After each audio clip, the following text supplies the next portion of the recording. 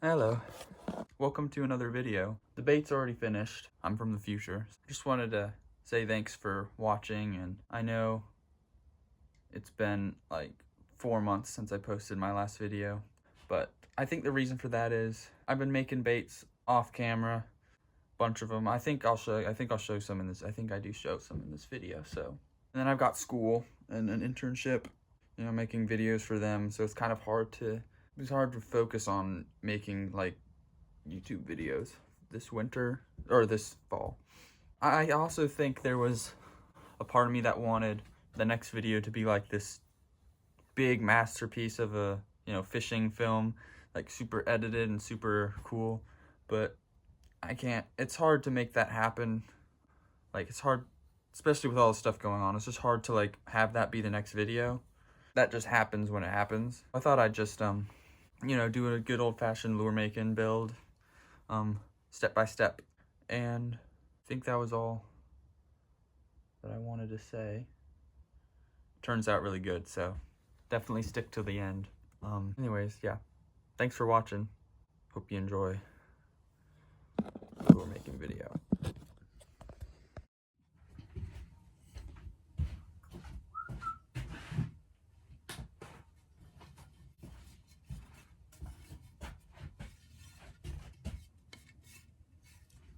Lure making time. Yeah, I know it's been like 4 months since I posted a video, and I've not caught a fish in like too long. I've tried to film like 4 fly fishing videos, but I haven't caught a single trout this whole fall. So I think it's about time I do another lure making video. So I thought today I'd just do a full start to finish process of making the 3.9-inch crankbait. So I have already made this bait before from this template, but that was a long time ago. That was kind of right when the course came out, and it's not, my lure making has gotten a lot better since then. So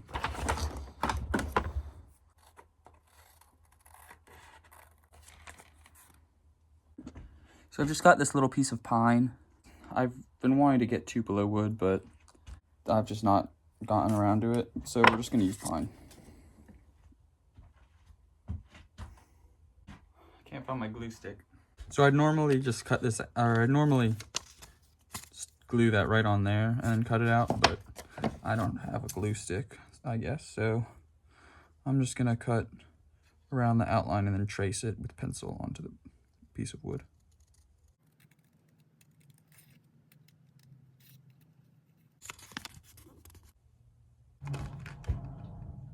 I got this new saw, so I'm gonna test it out right now.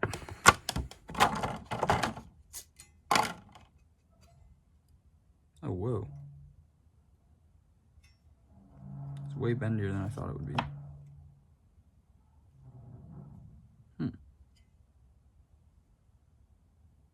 It's an Irwin. Yeah, I'm using gloves. These actually have a really nice grip on them, and I can hold a saw easier and feel safer with them on, so.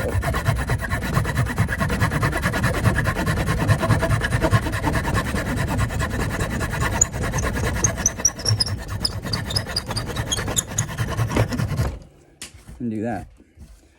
This is thicker though, which is kind of annoying, so I like how thin this is.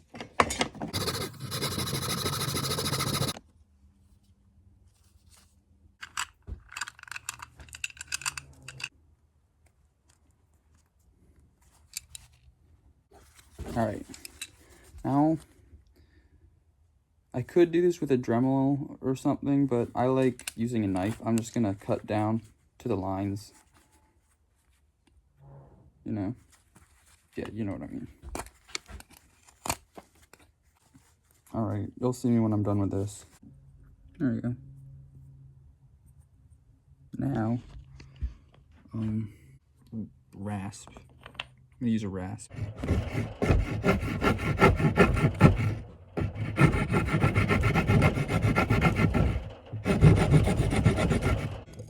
File.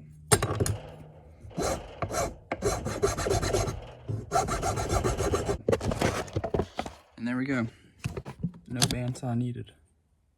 Although it would have taken so much faster.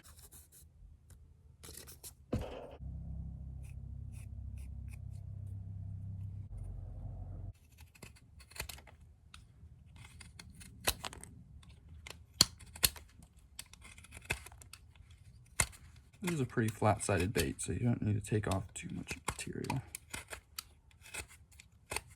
Well, I don't think this would be easier with a saw.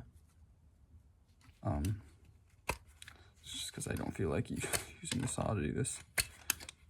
This pine is pretty soft, so you can cut it down. And then I'll use the file to make this all the same. But there you can see, just trying to get somewhere. Be the harder part right here.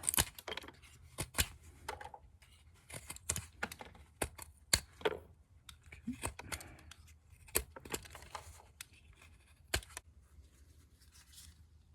Chamfers time. Chamfers, time for chamfers.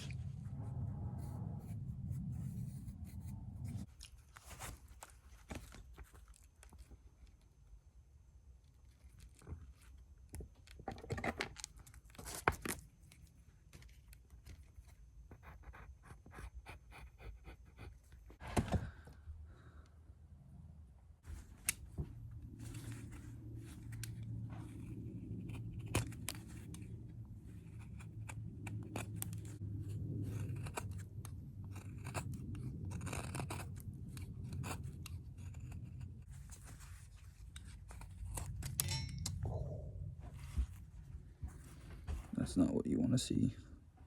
This wood is just being awful right now.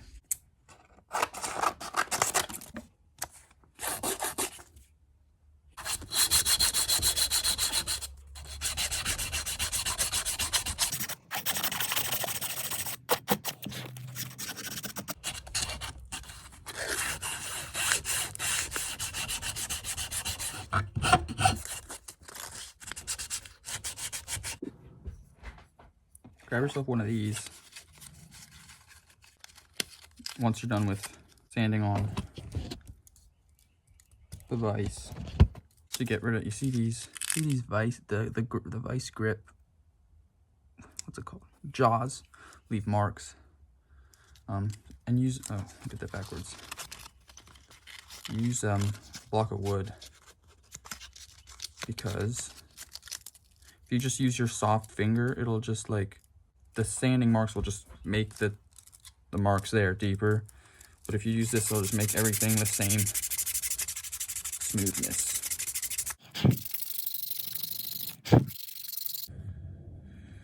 Oh, there we go. Okay. Time for gills.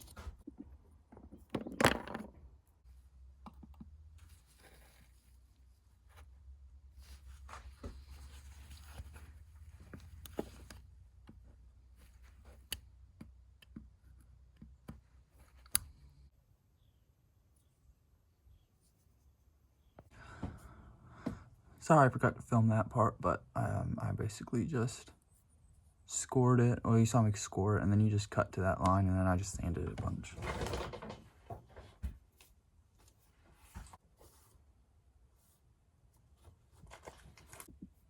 I'm going to be doing a dremeled out lip slot. I'm going to, oh my gosh, what the heck? I'm going to be doing a dremeled out lip slot, so I cut that in that way instead of making it just straight.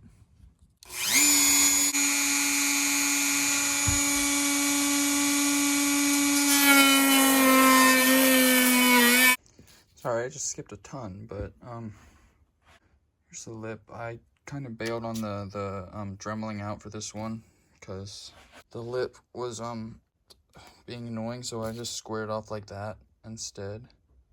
And also it means I don't have to dremel as much, so I already cut the lip slot. But it looks pretty good. Here it is so far. It's all sanded and everything. It needs some more sanding, so that's what I'm going to do next.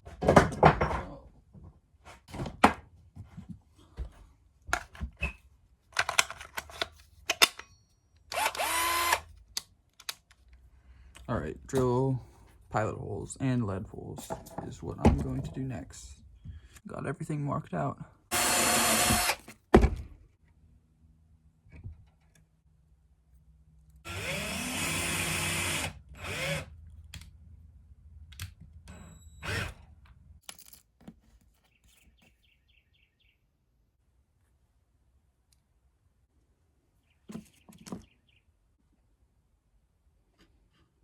Alright, I just sanded down that lead hole and glued in the lip. Now I'm just letting it rest upright like that.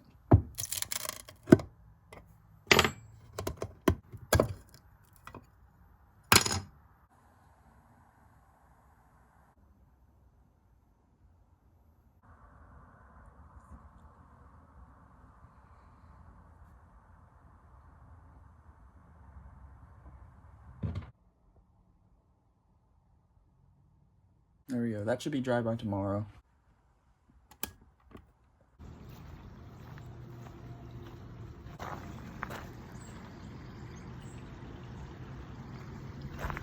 It's New Year's Eve.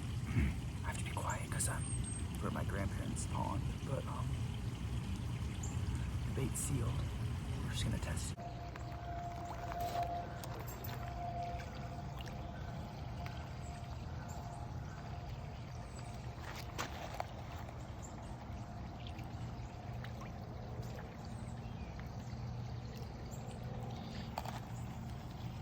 It definitely needs more weight. Sorry if it wasn't clear about that over there. It needs more weight. Thought I put enough in, but it's really difficult to add weight to a bait without a lead pot. So that's my next thing that I'm gonna get. But the bait looks good. I'm just gonna add some. I added lead there, so I'm gonna add some definitely right here, because my thought is if I can get it way down to where the lip is in the water more, then it'll catch the lip, you know what I mean? The water. I don't know. That's my thinking, but I'm definitely gonna add two more holes.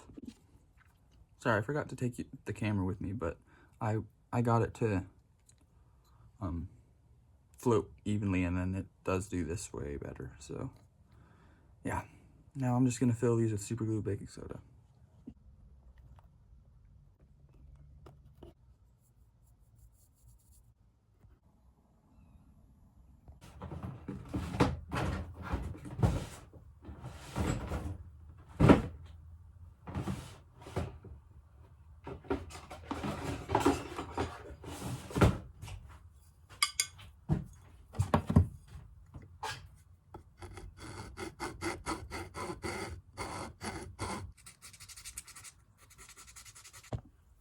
There we go. Time for painting. And I think I'm gonna do a bluegill this time. I haven't done a bluegill in a long time, so yeah, we'll do a bluegill today.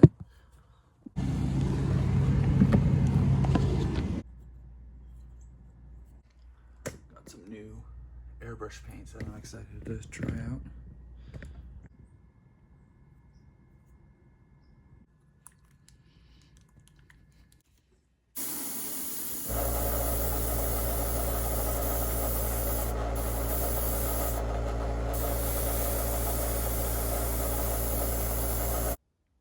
Rose pink.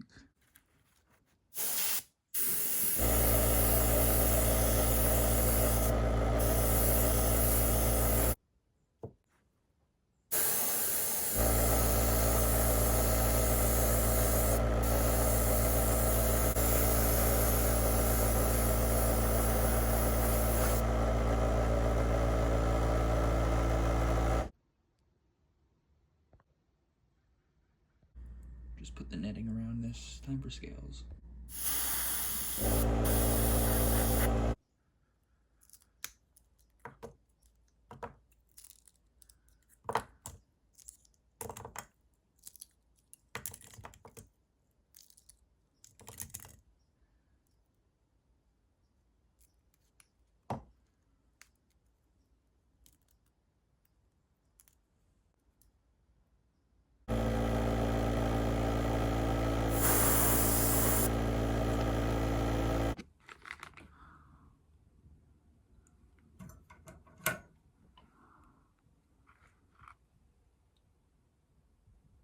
I kind of went more for like the essence of a bluegill. See, I didn't do the full gill flap. I just kind of made a little one, but I think it looks good. Just painted some eyes. They're drying right here, but I tried to make them like kind of, bluegills have a very like dark brownish, goldish, like messy eye. Here, let me show you what I did. I might use them, or I might use these because I have 2 left of these, and these are like perfect bluegill eyes. So I don't know. We'll see.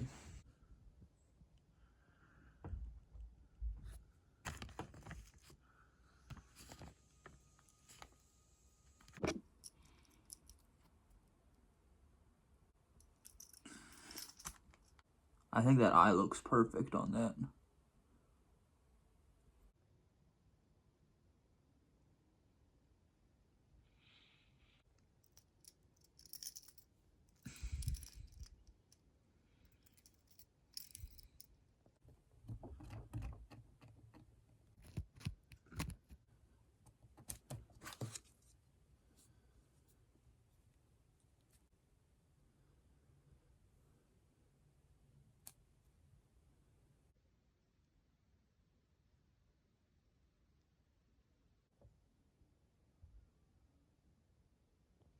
There's the finished bait. Look at those gills. I'm really happy with how this turned out. It might be one of my best so far. Just the gill. This eye, I think it's pretty good. I think it could definitely be. I didn't use an airbrush to paint it. And I definitely could have gotten it to look better with an airbrush, but I didn't feel like getting the airbrush out just to paint an eye. But yeah. It definitely looks bluegilly.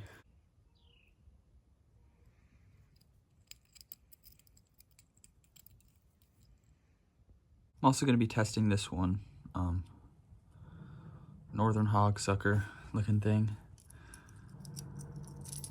I'm also happy with how this one looks. Focus. It's not focusing.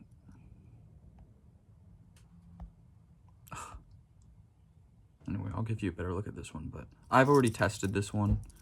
I don't know if I've tested it with the clear coat on it though, so I think I haven't tested it. I haven't tested the finished version, so we'll see how that works. But yeah, I'm really excited. Uh-oh. Some baking soda on that. I'm really excited to see how this guy works. The clear coat, I think it turned out really good.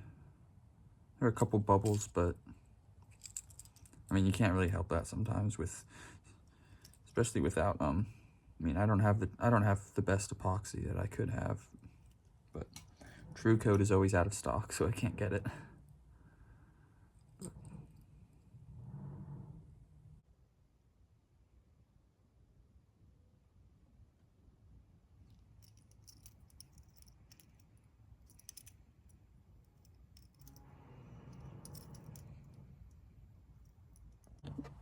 Oh, and Happy New Year's. Can't believe it's already, oh my gosh, that year went by way too fast. But,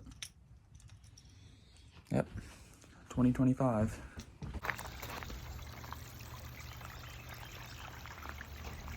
Oh.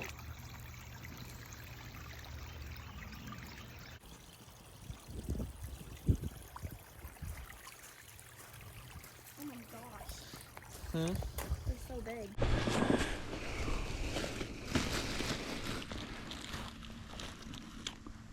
One of the reasons I came down to the pond, besides trying to catch a giant on a swim bait, was to test the bluegill bait. Looks so good in the sunlight. I want to get some better action footage in an actual pond. So, yeah.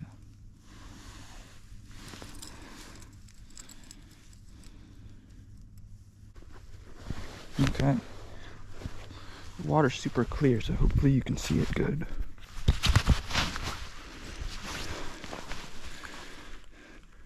It sits upright. Might have to adjust a little bit. Yeah.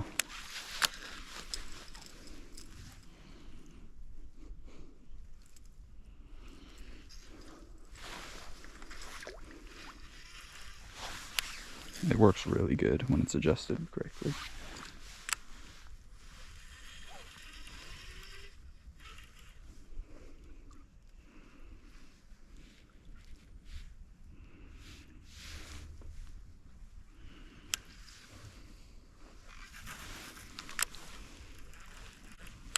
Yeah, awesome action. It's very tight. Yeah, great. Super happy with that. I also have this one. Just a perch kind of paint scheme. Crankbait, sort of same style-ish. A little bit, it's a flat side, so there's no taper to it. And I think that usually, well, we'll see what happens. I think that makes it not want to hunt as much, but I don't know. We'll see. Oh, that's great. Okay. I haven't tested this one with the paint on it or clear coat on it, so it's a very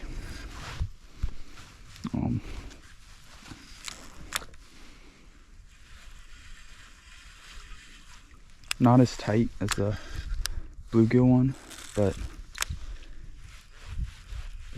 I don't think, yeah, I can't dive. It doesn't dive. It doesn't want to dive. It's more of a wake bait, which is good. I like that.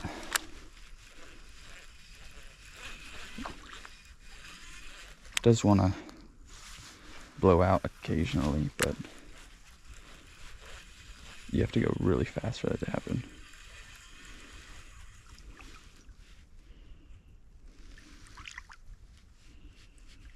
Yeah. Really nice lure.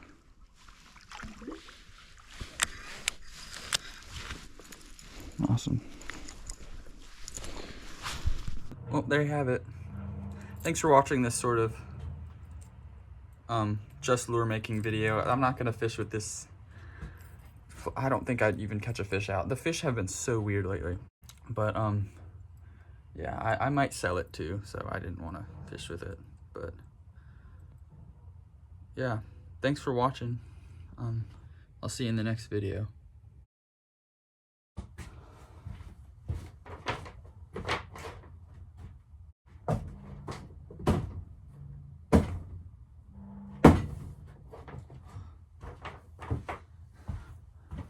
I think my grandpa has a scroll saw somewhere in all of that. He said I could come look and see if we could maybe get it out, but I don't know about that. No, we'll get it. A bandsaw or a scroll saw would be so much easier when making these baits. So right now I just use this. This is actually this is a very good saw. It's so flimsy, but it's really sharp. So anyways.